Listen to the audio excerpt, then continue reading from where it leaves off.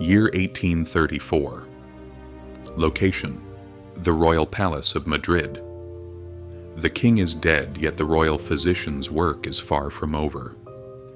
Inside a chamber of death, perhaps the strangest duty in history awaited the palace doctor.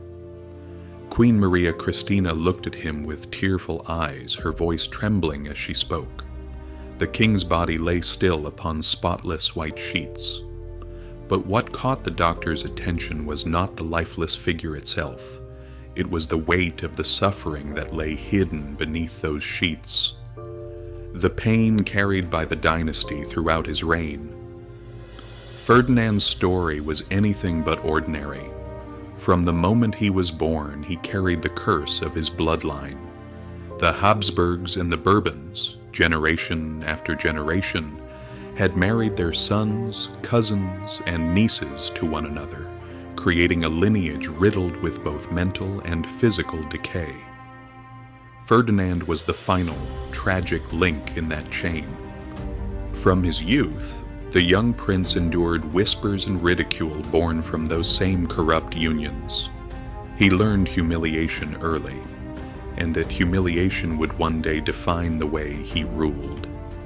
One day, when a servant accidentally saw Ferdinand undressing, the punishment, a brutal whipping, revealed more than cruelty. It showed how humiliation had turned into an obsession with punishing anyone who ever made him feel powerless. As he grew older, Ferdinand withdrew further into himself. The scenes of cruelty he witnessed within his own family twisted him into a man of resentment and malice. The shame that consumed him transformed into hatred, and that hatred grew with him, to scold, to hurt, to frighten. Those acts gave him a fleeting sense of relief, a brief illusion of control. In tormenting others, he felt powerful. Then the day came when Ferdinand finally became king.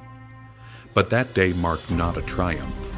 It was the beginning of his end. For whatever humanity he once had was already gone. He married many times, yet saw his wives not as partners, but as duties of the crown. Abuse became routine. What began as cruelty soon turned into perversion. His second wife, Maria Isabel, suffered unspeakable trauma and died young. His third, Maria Josefa, endured what the court called medical experiments, carefully recorded and coldly supervised. Even during pregnancy, she was tormented, forced into premature labor, losing both her life and her child. Queens died, servants disappeared. No one understood what was happening. Physicians were silenced.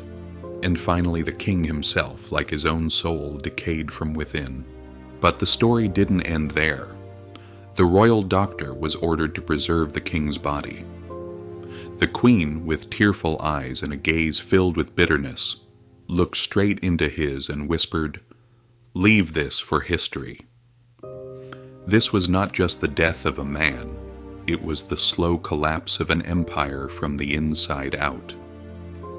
Ferdinand VII was not merely a king. He was the living embodiment of power, shame, and madness. And sometimes, the things that never make it into history books are the truest history of all. Don't forget to subscribe for more stories like this.